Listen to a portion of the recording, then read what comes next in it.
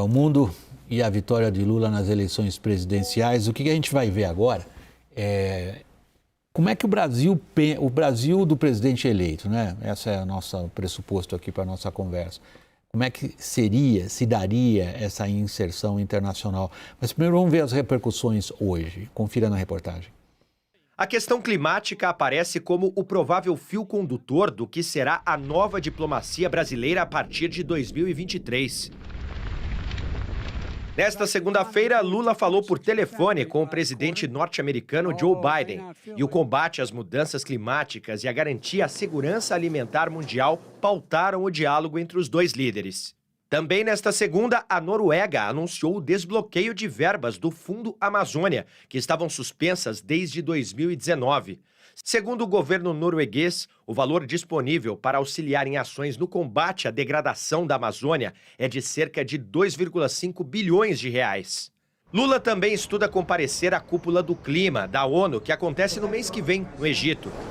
O tema do meio ambiente deverá ser usado como instrumento de uma nova liderança brasileira entre os países emergentes.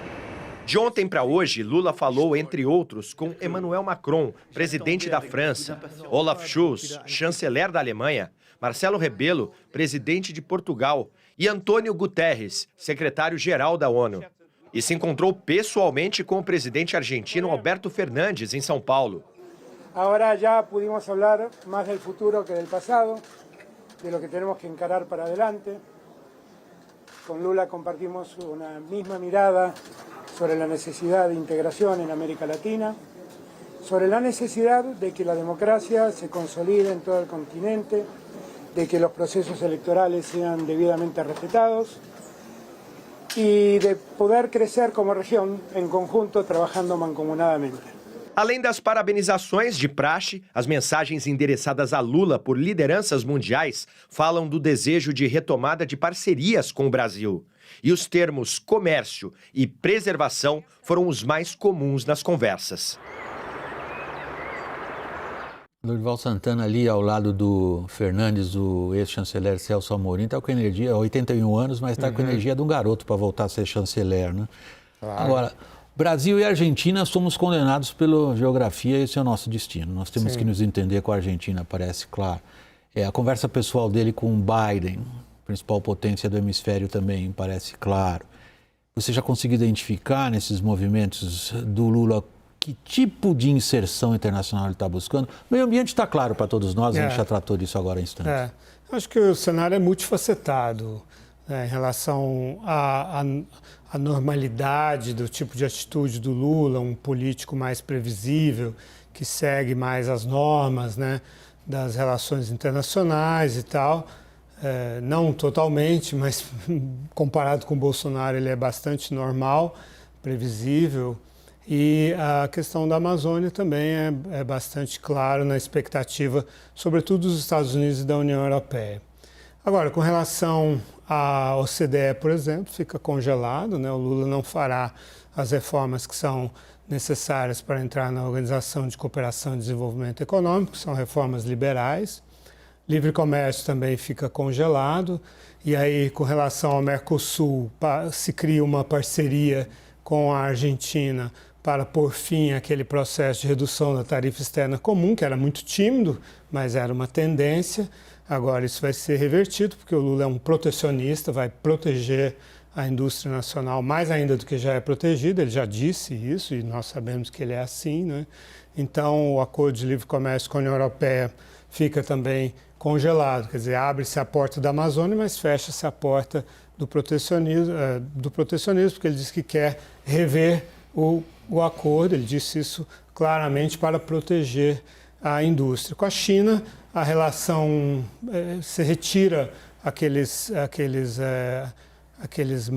mau humor que havia, né, aquela hostilidade criada pelo Bolsonaro gratuitamente ao dizer que a vacina chinesa não funcionava, ao insinuar que a Covid foi criada propositalmente pela China, e o Lula realmente tem uma história de boas relações com a China, né? Raquel, você profissionalmente trabalhou muito, sobretudo com questões de comércio exterior, e passou hoje o dia tentando entender como é que o Lula pensa nessa inserção internacional do Brasil.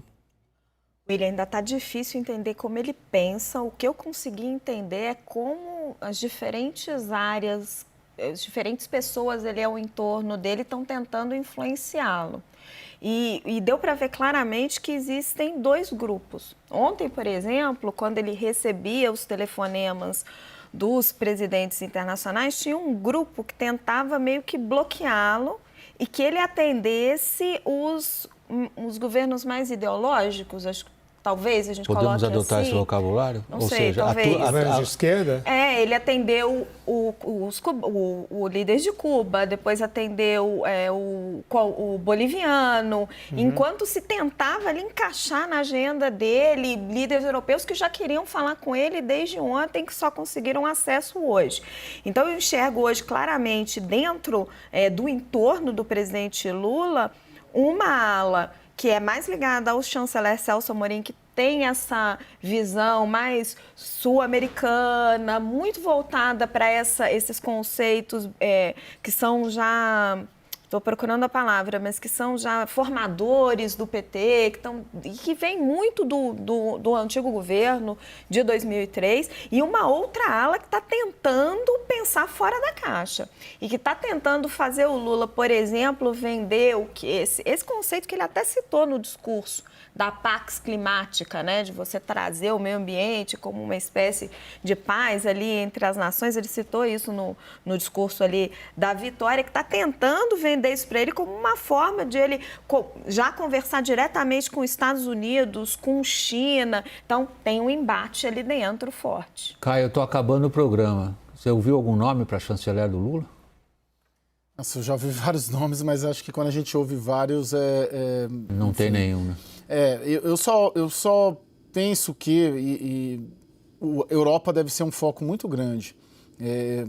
De todas as conversas que eu tive durante a campanha, inclusive com o próprio Celso Amorim e outros, né, integrantes dessa ala que a Raquel bem coloca, eu acho que vai ter um foco muito para a Europa. Eu acho que tem uma concepção média ali no pensamento da campanha vitoriosa de que é preciso se equilibrar principalmente entre China, Estados Unidos e Rússia. E a saída seria a Europa, como aliado preferencial.